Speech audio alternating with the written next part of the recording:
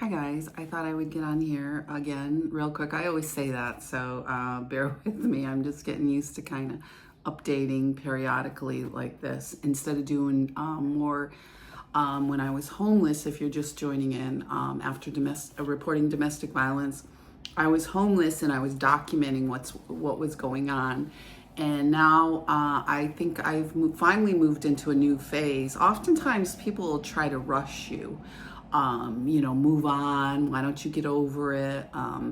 In the beginning, when with the Me Too movement, people are talking about snowflakes or, people that certainly with sexual assault that somehow it wasn't that serious. And I think we're beyond that point now.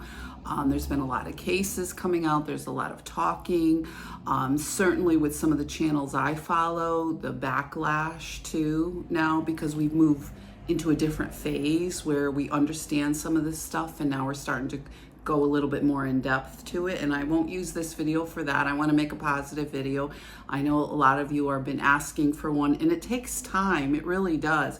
It's funny because I went out over the weekend for the first time in a while just to have, I had been talking about an artist day, and I thought, well, I should take my own advice and stop working. So I put my phone away. I put the camera part of it, and my day timer, and just went out to just have a little fun, and not much, I can't do much at this point. Money's still a big concern. I've been applying for jobs, and that's kind of a concern because I don't feel that well all the time. Not like I used to. I used to get up at 6 a.m, go all day, work on my business at night, and just go to bed, 11, 12 o'clock and get up the same thing the next day. But that's not really realistic at this point. So it's funny, I went out and I can't believe that what I think that I want to shop for, or whether I just did a little shopping, and my what I want and what I'm looking at and what I'm interested in is different than it used to be. Which is fun, but it's also scary. I went into the gardening section. I had bought some herbs, and I started to have a problem because I bought one the other day. I bought a little parsley, and I went back into the gardening section. I was going to buy some soil and maybe another, a little bit more gardening things, and I started to have kind of like a panic attack because I used to every summer buy a lot of gardening stuff, or at the end of the season in the fall, I'd get plants on sale or different things and then put them in the garden, get all the gardens. I had two of them. I had one up to the lake and I had one at home.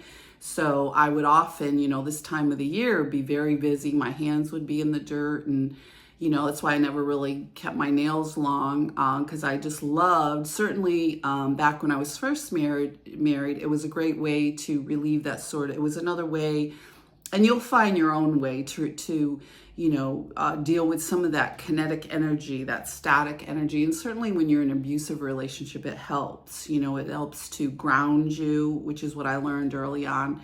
I didn't know the ins and outs of what kind of abuse it was, but it always seemed like there was a lot of tension, a lot going on, always a lot of background static with people picking fights, or different things didn't make sense, or what's wrong with you? Why do you have such bad luck? My ex-husband would start out, and then as the years went by, it got worse and worse. But anyway, I really don't want to make that about him. I'm going to start a journal entry again and continue where we kind of left off about survival. And certainly, understanding now that, yes, things have drastically changed now.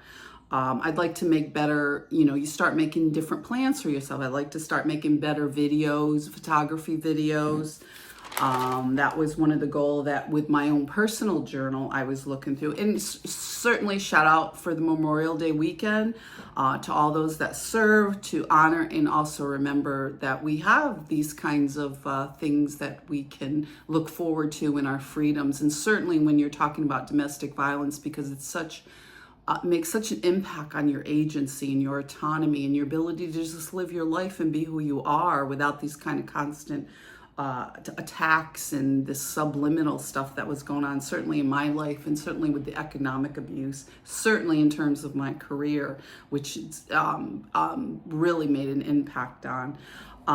So as I continue to look through my notes for this video, I'll read a little excerpt just to touch base on my ex-husband. But as eyes turned black as coal and his energy became dark, I was shaken and got a chill.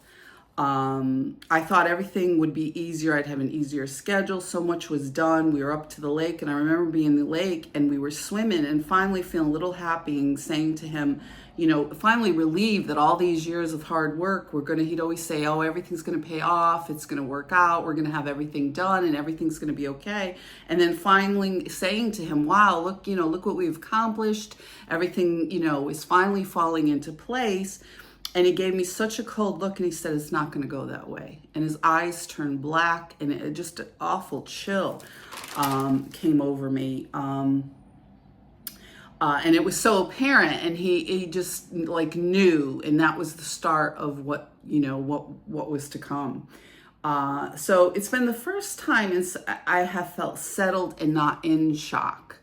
And to look at things objectively and it's still pretty shocking, but I'm not in shock. So I can look at my life now, it's pretty shocking, but I'm not in shock.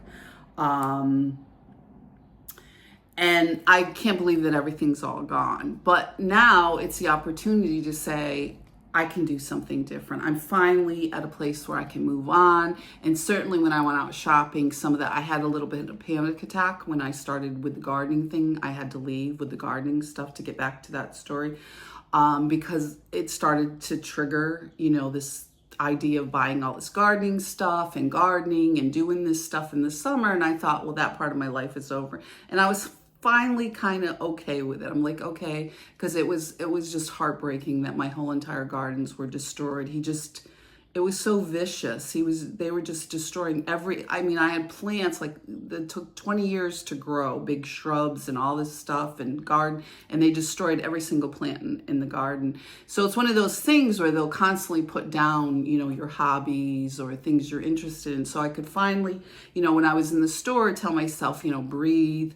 One of the first things to do is to breathe, be conscious of your surroundings, slow yourself down, relax.